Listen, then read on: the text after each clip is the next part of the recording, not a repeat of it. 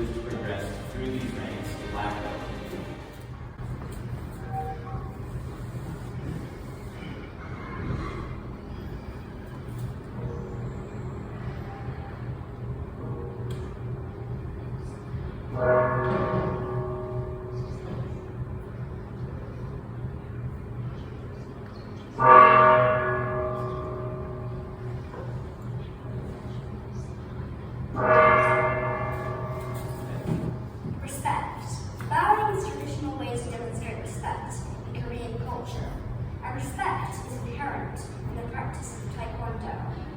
Bow to your teachers to thank them for teaching you. And you bow to your students to thank them for giving you the opportunity to teach.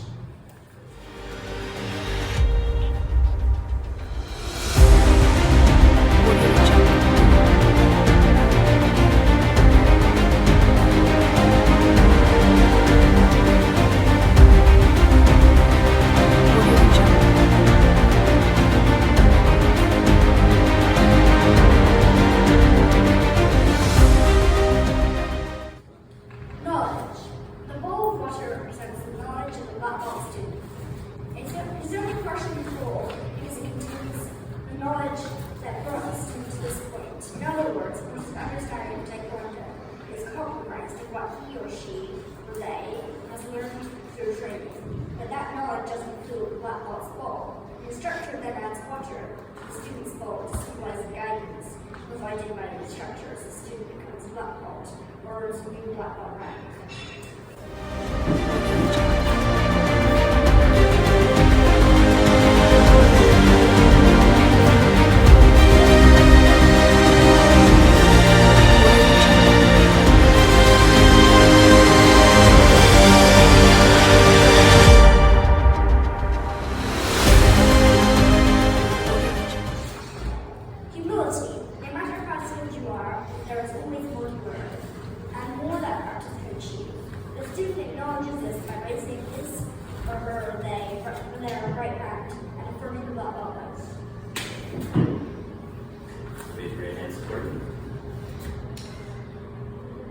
Do you promise that as a black belt student of Songnam Taekwondo, you will faithfully fulfill Eternal Grandmaster's vision by sacrificing yourself for the benefit of your students and juniors, by loyally demonstrating leadership in your school and your community, and by diligently training to improve your skills so that you can continue to learn, grow, and accomplish your goals? Loyalty. Like ever-burning candles, the masters and instructors sacrifice themselves to guide students down a dark path and to light what was possible in life. The candles used in the black belt ceremony represent loyalty, just as the candle will sacrifice itself to provide light for others. So as the black belt sacrifices her or their desires to assist and set positive example for juniors and students and so on.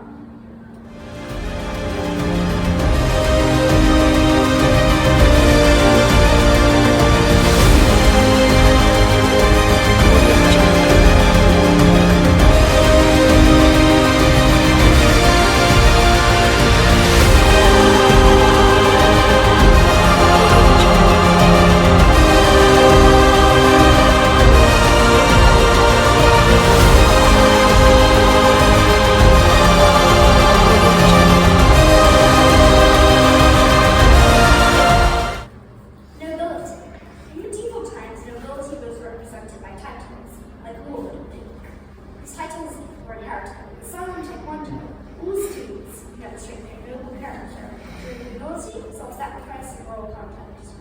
The student is presented with a beautiful rank, signifying their commitment to developing and demonstrating noble character and leadership at home and in the community. Black belts, first of all, wrap twice around, so they're a little more challenging for you to learn how to tie. They also are embroidered with your name and rank on one side. So you see for both Mr. Polychan and for Mr. Schreiber, there's two bars representing the second degree black belt. And on the other side is a word or phrase in Korean which you get to choose for yourself before I order your belt. And Mr. Polychan has chosen the phrase "Dae Dal Hang," which means always take the right path.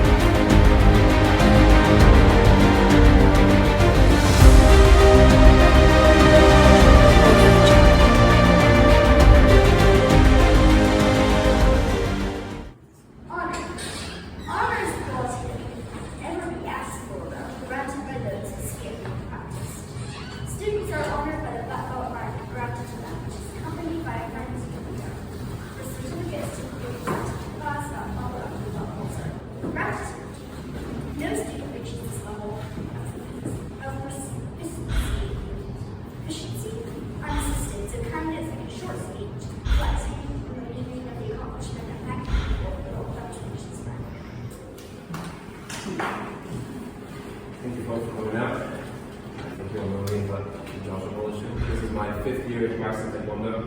I started Taekwondo in part during the pandemic. I was my first class, and the goal of starting Taekwondo was black belt, and it still is black belt. And I'm never tired of being able to put on my belt every day. I think it's lovely. Once you're black belt, you're always black belt. Since this is my first degree, my biggest challenge has been, if you heard last night, has been board breaking. It was something that I never had a problem with when I was a black belt, but I started developing some mental block since I became a black belt. In my August testing, my August midterm, I scored a 0 board breaking. So coming out of the last one, coming into this one here in February, I was a bit hesitant as to that. After technique, board breaking is all mental, so like we tell you in class, color belts, like, don't be afraid of getting hurt. It's the same thing with board breaking. When you're a black belt, when you have the technique down, you have to play your mind, you can do it. So there's no difference between color belts and black belts in that. One thing I think that helps me to not quit, to stay motivated, keep going, are you guys. You know, 200 people here behind me who are supporting me. You have motivation to go and do what I do. Thank you. And it's my job, so black belt for me means perfecting and teaching everything I learned as a color belt. It means teaching, whether by example, explicitly by example, or just by learning how to teach, or explicitly being an instructor, helping with people in class. So black belt for me just means perfection. Perfecting when you never reaching was in a 9th grade, never reaching that last degree, always getting better and better. As Master Sharma said, on my belt it says Dedohang, which means always choose the correct path. That for me is very important for me. It represents reminding me that for me in life there's an objective truth and in the world, and I have the responsibility of following that and also showing the way for others to follow that and doing something. Now that I've earned this ring, I've got a couple of goals. Of course, the most obvious one is to reach 3rd degree, so within 2 years that is the goal. The goal I have is to become at least top 3 in the Euro in sparring and creative forms. And lastly, some judging certification. I want to thank my parents. They're not here, they live far away here, right? They helped me start to teach Taekwondo. They helped me getting a car, my first car, and being able to make the journey to start teaching the Uruguay. My sister, she's not even, she was here yesterday, she's my only immediate family for 1,000 miles, and I thank her, my girlfriend, for her support and her leader pushing me. I want to thank Chief Master Sharma for his instruction and his examples of martial artist as an instructor and as as well. And lastly, I want to thank every one of you who is here at Menssana Martial Arts. I have 200 reasons to keep going, to not quit. You guys will challenge me to become better. The exams that I take, the midterms and the tests that I have, when you guys are watching, are always the most favorite for you because I want to inspire you to know better. And my desire is just to do that. And it's not that hard. So I want to thank you guys for being here. Thank you for coming yesterday. It's really, it's the most nerve-wracking test for you guys for watching. Thank you. I do appreciate you guys. And lastly, Taekwondo is not a team sport, but it's definitely a group effort. Again, thank you.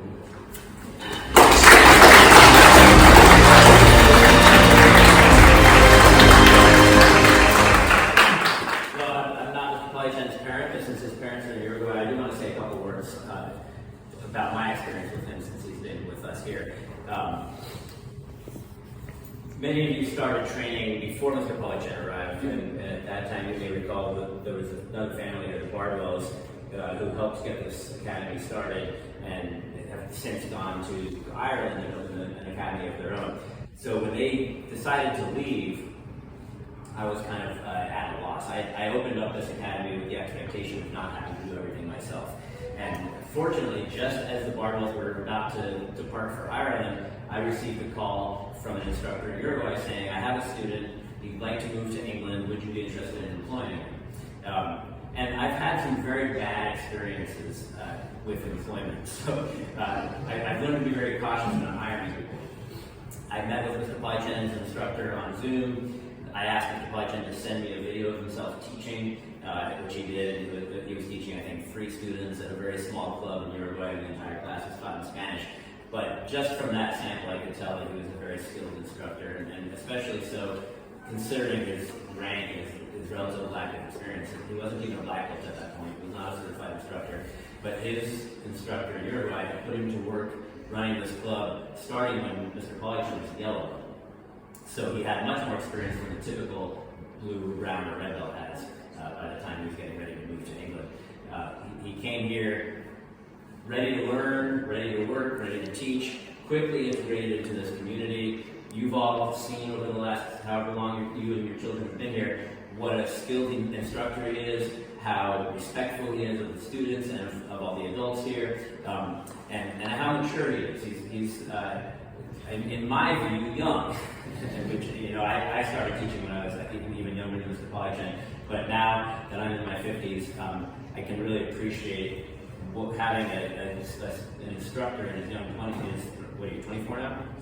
24-year-old instructor who has the maturity of someone much older, just in terms of his reliability, his responsibility, his initiative, his ability to recognize emotional needs within the classroom, and also his ability to really work with me so that together we can provide a good community and a good level of instruction for all of you. So I'm very grateful, and I'm really happy to see him continuing to progress into martial arts skills too.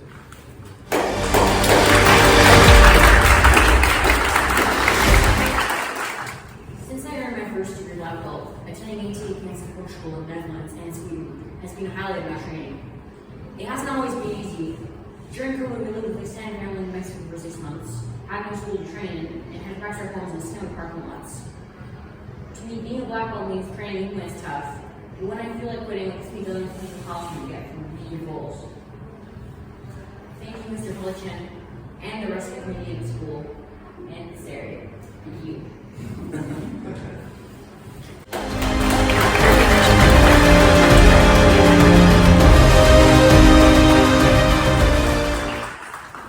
You know how Facebook does memories for you? So when you open up Facebook, it'll give you a memory from this day, some previous year. It just so happens that that's the photo that popped up today on my Facebook feed. And that's from 10 years ago, from February 28th, 2015, when Griffin was 4 years old and had already been training for 2.5 years. So he started at the age of 2.5. And when he started, I initially did not want to be the one teaching him. I didn't think it would go well. We had a very close relationship, but he very much saw me as his dad.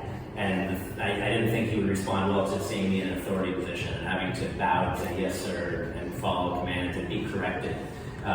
So initially when I would bring him to class, I only brought him on days when I had a staff instructor teaching, and I would be a parent spectator off to the side just watching what the instructors taught. But there came a time when that just wasn't always feasible, and so sometimes I would be in class on the mat as the instructor while Griffin was a student, and he surprised me even at the age of 3 with his ability to distinguish between my role as an instructor and my role as his father.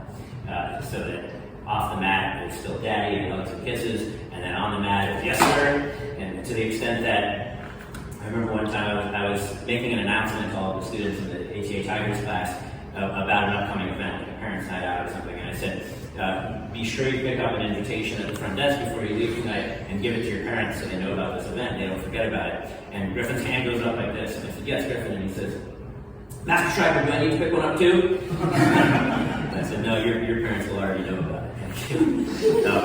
So we developed a good relationship both as father-son, but also as an instructor and student, and Griffin even started helping teach classes from a very low rank and a very young age. As an HCA Tiger, when he was a camel belt, he started helping teach Sarah's class. She was in the beginners Tigers class, and he showed a real aptitude for helping students who needed help, so that he would just go straight to the kid who was having trouble focusing and draw their attention and help them get through what they needed to do in class. He continued to do this training for years, as he said, through very difficult times, through COVID, after I sold my school in California, but before we moved here, when we had no academy to train in, and we were doing it in the snow with masks on. And last year, he got his black belt, which was a huge accomplishment. There's always a moment as students approach black belt where you wonder if you're going to lose them. And I have lost students at the first degree black belt, because often that's seen in your mind as the end. You spend so much time focused on the goal of becoming first degree black belt that you don't always think beyond that. And so you get to that rank and it's like, okay, I'm there, I'm done. And so I always try to encourage people to think of black belt and beyond. And so that they recognize that black belt is an important milestone, but it's also the beginning of another phase of training. With Griffin, I never had to have that conversation. There was never any discussion of quitting. And even in the year and a half since then, as he's worked toward his second degree, he's never mentioned wanting to stop training at all. He hasn't always enjoyed it, and the father-son relationship has reared its head again as a bit of a challenge, because it takes a lot of work to get from first to second degree black belt. If you saw his test last night, Mr. Polichan's test last night, they had to do 10 forms in addition to sparring and board breaking. So it takes a lot of training to internalize in your muscle memory 10 forms so well that you can perform them under pressure when your mind's not working so clearly. And that work doesn't just happen in class. A lot of it happens outside of class, which in our case meant it was happening at home, with me working with Griffin, training with him after school when he's had a long day and he's feeling exhausted emotionally and otherwise. Often it's happening at 9 p.m. after I come home from teaching, before he goes to bed. So he wasn't always in the mood to train, and he certainly wasn't always in the mood to hear corrections from me at that time of night after he's been so exhausted. And he mentioned to me at one point that those corrections were especially hard for him coming from me, because he wasn't just hearing them as an instructor helping him improve his technique, but also as a father telling him that he wasn't good enough. So we've had to navigate that challenge. But again, he never suggested that he wanted to stop. And through all those challenges, he continued to work with me. And in the last week especially, as we got closer and closer to his graduation, he worked even harder, doing 10 forms a night for the last 5 days leading up to the graduation. And it showed in his performance yesterday.